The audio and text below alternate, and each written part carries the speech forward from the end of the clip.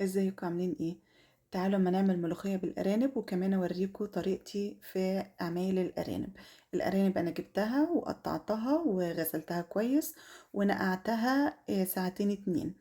وهنا جبت حلة على النار، حطيت فيها معلقة سمنة، لازم تسخن جامد قوي، وبعدين تنزلي عليها بالارانب.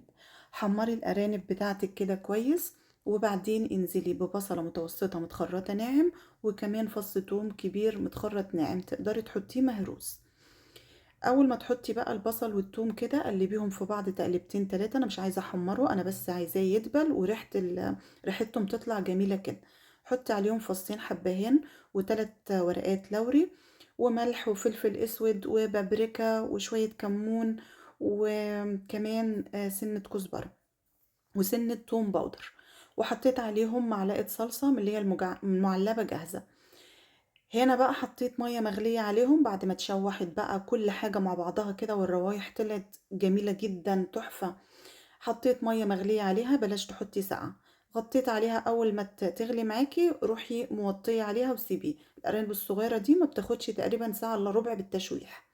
تعالوا نعمل بقى الملوخية. مفيش يعني ملوخية موجودة في السوق دلوقتي، فأنا جايبة اللي هي الفروزن اللي هي بتاعت السوبر ماركت. حطيتها كده ونزلت عليها الشوربة بتاعت الأرانب، بس لازم ايه، تصفيها من البهاريز اللي في قلبها دي.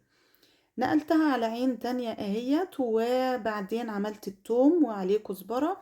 وأول ما الملوخية بتاعتك تقوم تغلي كده انزلي عليها بمكعب شوربة. ما تسيبوهاش تغلي كتير علشان ما تسقطش منكم، وكمان ما تسودش.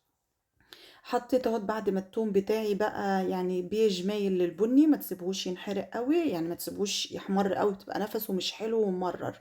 فانت خليه بني فاتح كده. خلصت كمان الملوخية هيت، اول ما تاخد غلوتين بس كده اقفلي عليها، وما تغطيش ما تغطيهوش عشان ما تسقطش.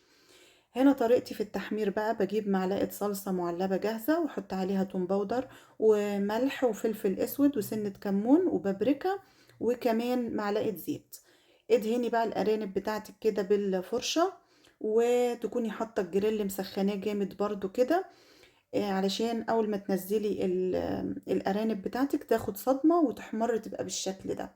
حمري بقى للون اللي انت بتحبيه، ان كان فاتح او غامق اللي يريحك.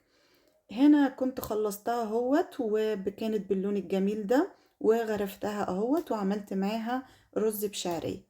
اعملوا الارانب بطريقتي دي، هتعجبكم جدا وصحية كمان، لان هي مسلوقة. تمام. يلا بألف هنا.